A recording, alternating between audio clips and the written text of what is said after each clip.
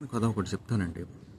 మన ఎస్కోట్ నుంచి కొంచెం దూరంలో లోపలికి వెళ్తుంది. అంటే విశాఖపట్నం నుంచి ఎస్కోట్ నుంచి కొంచెం దూరం వెళ్ళే రూట్లో మనకి ఒక ప్లేస్ తగులుతుంది, పల్లెటూరు. ఆ పల్లెటూరులో ఏంటంటే దైవాన్ని నమ్మని ఒక వ్యక్తి, 50 సంవత్సరాల క్రితం జరిగిన సంగతి. దైవాన్ని నమ్మని ఒక వ్యక్తి, అతను ఏంటంటే దైవ స్మరణ కూడా ఇష్టపడని ఒక వ్యక్తి. అసలు ఏ రిలీజియన్ నమ్మడు. రోజు కర్రలు కొంటాడు, ఆ వచ్చిన కర్రలు తీసుకెళ్ళి వేరే చోట తీసుకెళ్ళి చిన్న చిన్నగా మోపు కట్టి అమ్ముకునేవాడు. ఆ కాలంలో చిన్న చిన్న పనులు, హోటల్లో పనులు ఇవన్నీ చేసుకుని బతుకుతూ కుటుంబాన్ని నమ్ముకుంటూ బతుకుతున్నాడు. అదే వాళ్ళని ఏదో చదువుకుంటూ చేయించుకుంటూ అసలు కష్టం రోజులు చాలా కష్టాతీతంగా వెళ్తున్నారు.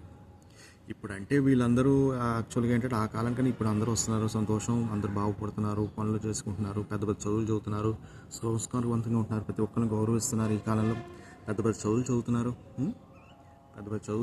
గౌరవంగా ఉంటున్నారు, అందరూ అంటే అభిమానపడుతున్నారు, అందరు రెస్పెక్ట్గా ఉంటున్నారు. ఎలాంటి అంటే అనకూడదు కానీ మేము బాగుపడ్డామన్న ఆలోచన లేకుండా ప్రతి ఒక్కరిని కూడా తమ వచ్చిన స్టేజ్ని గుర్తు చేసుకుంటూ ప్రతి ఒక్కరు ఉన్నత స్థితికి వెళ్ళడానికి అందరూ ఆశీర్వచనం పొందాలని సిద్ధపడుతున్నారు. చాలా మంచి విషయం. అయితే ఇప్పుడు ఆ కాలంలో అతనికి అన్ఎక్స్పెక్టెడ్ ఓ రోజు ఏంటంటే బోధకాలు వచ్చింది.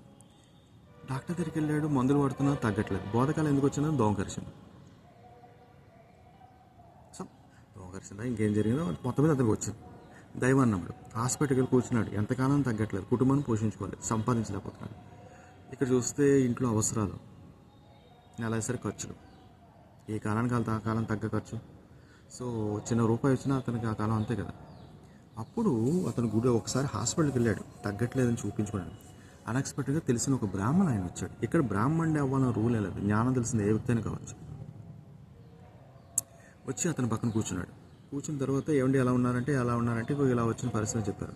అప్పుడు అతను అన్నాడు, నువ్వు ఒక పని చేయగలవా, నువ్వు దైవాన్ని నమ్మవు కానీ నేను చెప్తానన్నాడు.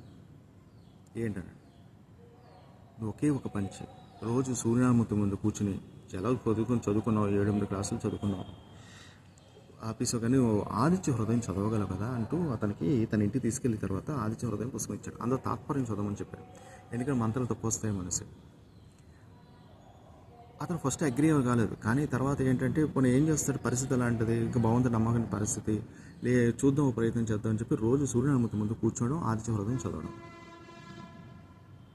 సూర్యాష్టకాలు చదివాడు, సూర్యనామాలు క్రమక్రమంగా చదవడం మొదలుపెట్టాడు. దైవాన్ని నమ్మాడో లేదు తెలియదు కానీ అతని మొహంలో తేజస్ రావడం మొదలుపెట్టింది. మంత్రానికి ఉన్న శక్తి ఏంటనుకుంటున్నారు, భగవంతుని నమ్ముతుంటే కాలు కూడా నెమ్మదిగా ఏంటంటే సరి అయిపోయి మామూలు అయిపోయింది. అయితే సకాలంలో ట్రీట్మెంట్ చేసుకోవడం పోవడం కూడా కొంత కారణం కావచ్చు, మొత్తం మీద తగ్గింది.